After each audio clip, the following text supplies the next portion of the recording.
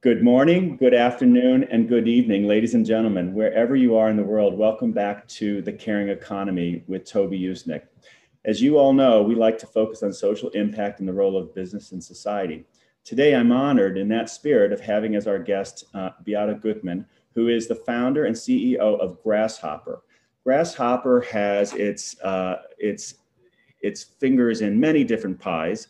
And I'm thrilled to have Beata here. We've collaborated on a number of things through the past several years, from UN-oriented to private sector-oriented to social impact writ large.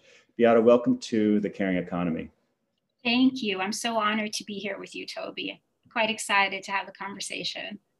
Thanks. So Beata, why don't you first tell us a little bit about what Grasshopper is, and then we'll go into your personal journey and your sort of accomplishments and goals.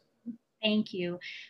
So Grasshopper, we like to talk about Grasshopper as a family of 3 companies. We have all mission and impact driven. The first is Grasshopper Global, which is a venture building and advisory firm that works with the private sector, multinationals, and the nonprofit community to build out long-term impact programming across the spectrum of sustainability, from human rights to women's empowerment to climate change. The second is Grasshopper Film, which is a film distribution company that where we have a library of over 300 films, documentaries, foreign films, independent, that all speak to major issues in the world. We are lucky enough to have in our library the Oscar-nominated film documentary Last Man in Aleppo, and we won an Oscar for Heaven is a Traffic Jam on the 405. And then finally, we have a mission-driven production company where we're producing films on a range of topics from wildlife conservation to social justice issues and criminal justice reform, and so on. The one is about to be released, starring Christopher Walken, where he stars as a small farmer that's been fighting Monsanto for over 2 decades. And all of your work is truly global, right? I mean, you've worked, this one, I think, did you shoot in Canada, was it? Or there's a Canadian? That one, yes. So that one was, yes, largely, it's a largely Canadian production, but we did film in India as well. Okay. And all divisions of Grasshopper are truly global in their collaborations and their impact, right?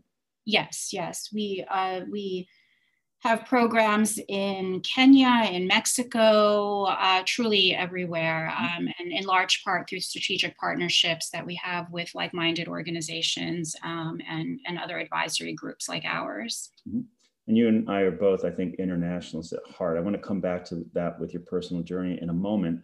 But first, for our audience who might not be familiar with the concept, can you describe for you, or more broadly, how the larger population thinks of social impact, what it is and what it includes? I think it is a social impact, and I think I've been talking a lot about this with friends and colleagues. We, to a certain degree, for those of us who have been in this business or community for 2 or more decades, like you and I, to a certain degree, we've been waiting for this higher level of consciousness to take place for so long. It's just heartbreaking to feel that, or to see it come to fruition because of COVID, right? That's the heartbreaking piece. That it had to take this pandemic and the heartbreak that everyone has experienced to finally come to grips with the fact of we are all interconnected, right? Yeah. And so social impact for us and the way we approach it at Grasshopper is all segments and sectors of society coming together to impact life for the better, to raise the quality of life for everyone, to bring dignity into everyone's life. And certainly when we work with our corporate partners, their take on it is a little different than the work that we do with our nonprofit partners and so on. But it's this fabric that we weave together to create the social protections and the economic empowerment that's needed to have everyone feel like they are a valuable part of society. Mm-hmm. And being lifted up, mm-hmm. of enhancing the human condition. So we don't want to necessarily, we may want to single out specific brands that you've worked with, but before doing so, can you give our listeners an example of a handful of both private sector and public organizations you've worked with? I know, like the UN, you're almost like, I think, the UN whisperer to me. You know, Oh yes, yes. You know, I have to tell you, and again, I just, as all of us have been quite reflective over the last few years, and I have to say that in the past, I would really zero in on the heroes, mm-hmm. like one or two that have just done outstanding work. And I've recently come to the realization that wherever you are, corporate or otherwise, on the sustainability spectrum, we welcome you and we want more of it. Mm-hmm. And so, you know, there are companies who I've worked with, like Southwest Airlines for years, who are just excellent corporate citizens. They do what's right, and they truly do live by the golden rule. They treat their employees in an unbelievable way. They really put them first, and their community citizenship is top notch. Mm-hmm. And there's a role for companies like them. They're doing great community work. And then I'm looking at companies like MasterCard and Visa, who are just really changing the game on financial empowerment and security for low and middle income populations all over the world. And to me, that's game changing, because when you have financial security, the path opens up for you in every way, right? Yep. For yourself as an individual, for your family, for the community that you're in. If you're able to start a small business with a small line of credit, you can start hiring people. So it's I think it depends on where you are on that sustainability spectrum, and we welcome them all because the need is that great for the impact that needs to happen. And so anyone from Southwest Airlines, as I said, on the community side, to MasterCard and Visa, who are partnering with local grassroots groups in Tanzania, to to large corporations in Mexico and here in the United States, to deliver financial services to people who otherwise would not have them. And they're using digital technology and fintech to do it. So I'm loving the innovation that's happening in the financial services sector. I think that is potentially a game changer for our work, right? I agree with you. I talk about not a spectrum of sustainability, but a spectrum of caring. And like you, I firmly believe that my service offering, my position is that wherever you are on the spectrum, so long as you as a leader, as an organization, commit to moving further along to a more responsible, more caring place, I'm with you. Yeah. So I would even work with some of probably the most maligned companies, so long as they want to own where they are on that spectrum and commit to moving further along to a better place. I remember vaguely one example with Southwest, which is a fun airline, I know from experience. One of the projects you did there was in recycling oriented, right? Yes, yes. They had retrofitted their entire fleet of planes and took off all of the leather seat covers. And we've been working with them for a number of years to upcycle that leather into different products. In Kenya, we upcycle them into soccer balls and shoes. In Mexico, where the project is ongoing, we have done a line of accessories. Leather accessories made by women, indigenous artisans. And stylish clothing as well. Stylish, very stylish. It's really high quality products. In the U.S., in Florida, there was a small nonprofit that we worked with that was really helping women that were victims of human trafficking. and we created many jobs for them, and put them on a path to success as well. They're doing quite well with the program there. And we saw so much potential with the program that we have spun it off into its own business. We're calling it Grass Up, and it's going to be a marketplace for upcycled goods. So some of the products that we've made through the Southwest Leather, but also, for example, earrings made out of old t-shirts, and accessories out of travel accessories made out of rubber tires, and so on. So we're really looking to highlight the circular economy that way and provide a marketplace for some of the innovation that's taking place with this. And that's hopefully going to happen sometime in the early summer. Great. We're going to come back to that circular economy in a moment. Ladies and gentlemen, again, we are with Beata Gutman, who is the CEO and founder of Grasshopper.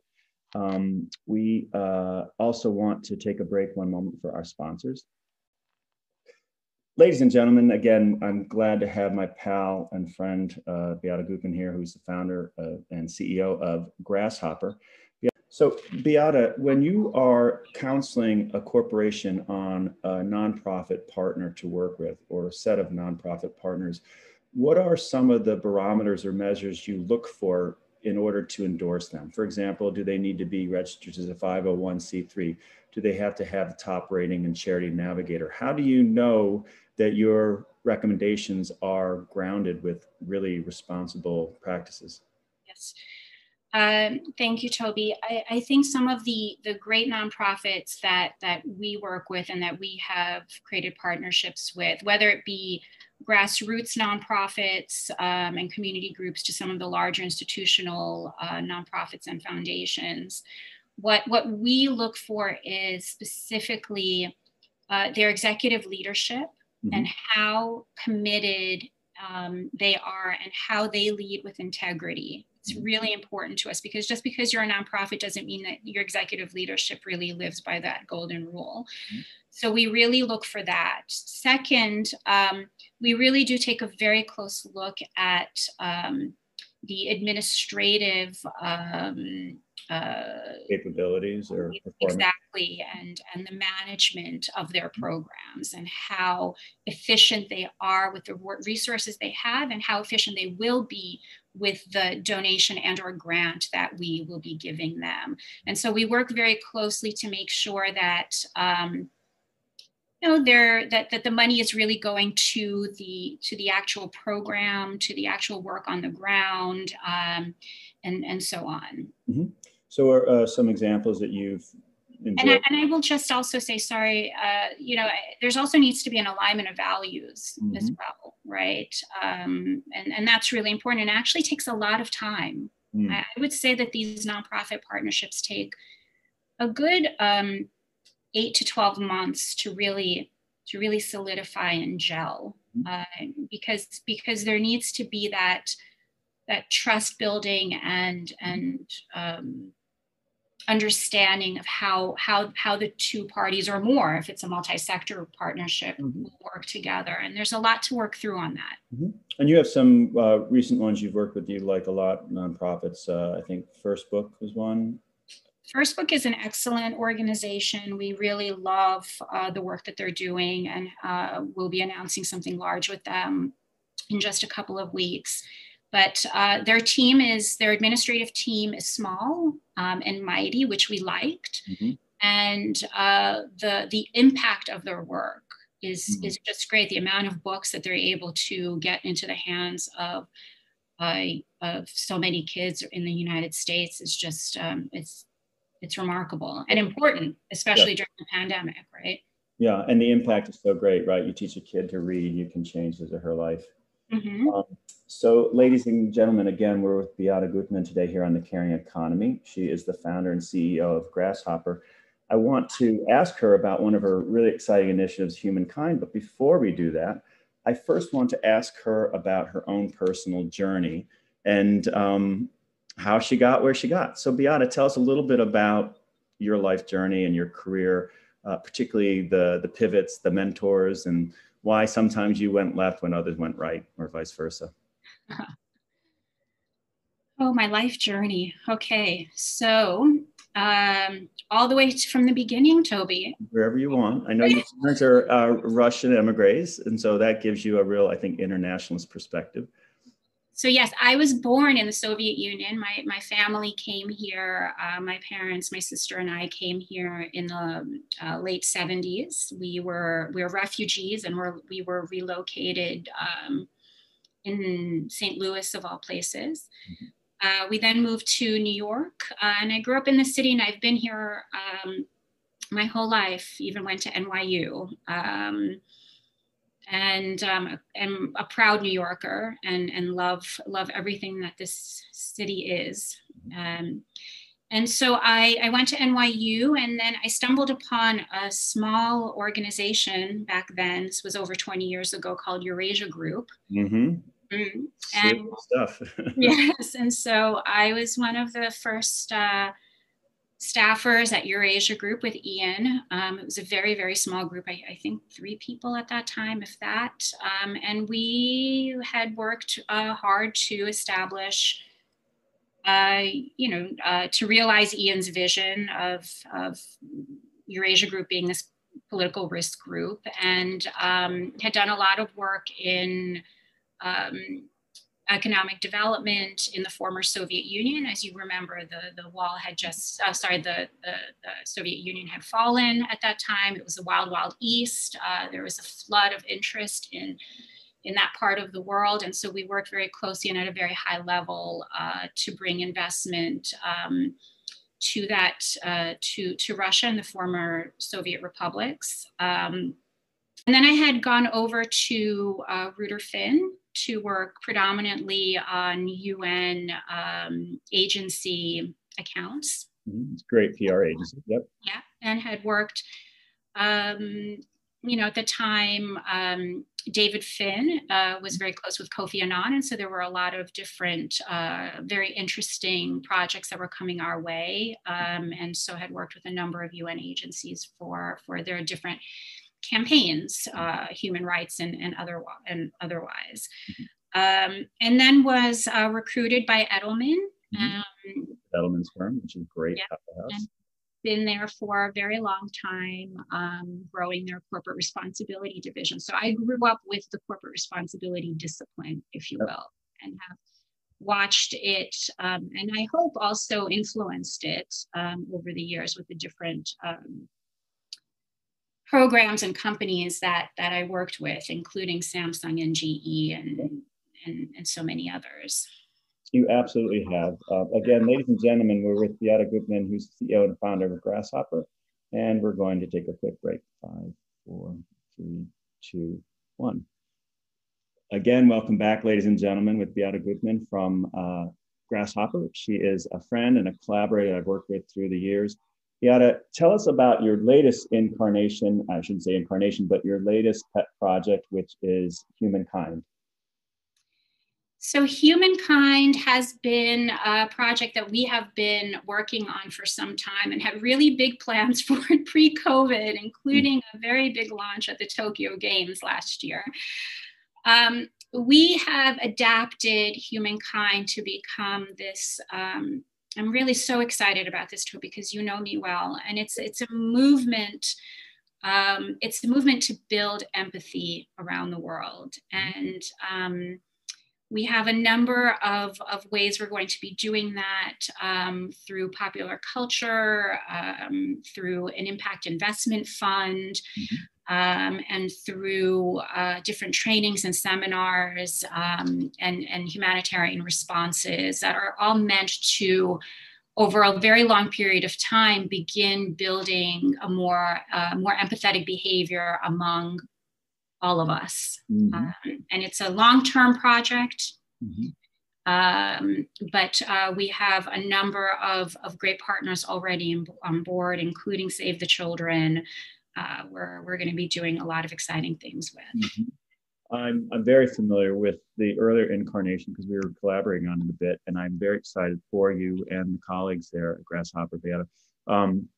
I like the way you approach all of these very issues that confront society, right? From planetary degradation to racial inequities.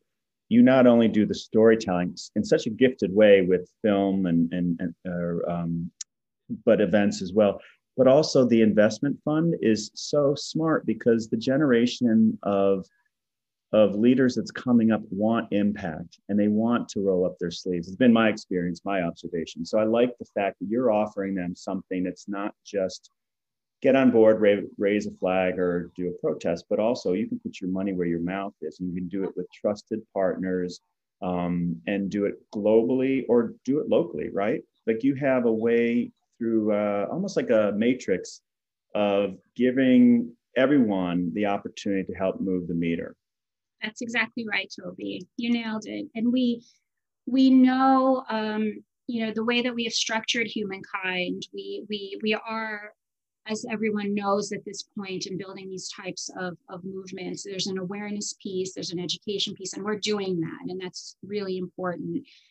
But it's the interventions, all of the research shows that in order to build empathy and to really teach empathy, you've got to actually teach it. And you've got to make a concerted effort to show what it is. And so that's what we're doing, beyond the awareness that's going to happen through all of the work that we're going to be doing there. It is really beginning the training that's needed to catalyze that behavior change that's needed to make people think differently about how you interact. Yes. One another, with your business partners, with your even how you invest, right? Which projects are you going to invest in? Where are you going to put your money so that it's not just a financial return, but you're actually lifting the person that's part of the community that is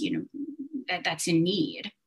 And you're doing that service offering in an increasingly crowded space. And coming out of COVID, we're going to see, I believe, even more competition, so to speak, which is not a bad thing, for that, what we often call ESG, the environment, social governance type lens of investing. So Beata Gutman, how do people find you or Grasshopper or more information on humankind? What are your preferred ways of being contacted? We are on social media, so on Facebook and Instagram, LinkedIn. You can find us there. We're always happy to talk to everyone. Yes. What's your hashtag or your social media handles? I'm at BG Crivachet on Instagram and Beata Gutman on Facebook. Okay, and then Grasshopper is Grasshopper Global. Great. So ladies and gentlemen, I hope you're going to check out all the great work that Beata and her team are doing at Grasshopper. One last question for you, Beata. As a mother of three children, three boys, right? Yes. They're a little young. They're not yet college age, but what is your advice for our college age kids about their career trajectories and any sort of time-tested rules of thumb? Yes. In fact, my oldest, who is 15, soon to be 16, we've started talking about college. So this is really top of mind. My husband and I tell our son that he needs to, of course, follow his passions. But I also told him, and I tell many of the young people that I mentor and who are part of our team, to get as much work experience as possible, no matter what it is. So that for me is that real life experience beyond the school, beyond the books, is really, really important, because it builds the emotional intelligence that's needed to succeed in the workplace, right? Especially in the work that we do, and increasingly what is needed in the workplace. I then say that once you're in the workforce, and this is really important, come in wanting to learn and wanting and be curious about everything in a respectful manner, right? I found that a lot of folks that have come through our doors and in general, just in the years past, that there's just a notion that they're coming in knowing everything, and there's it's impossible. I don't know everything, neither do you.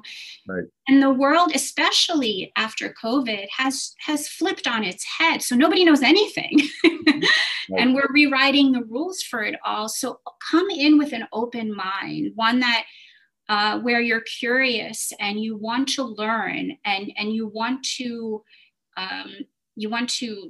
help your colleagues learn in the process as well. Kind of collaborative learning is so important these days.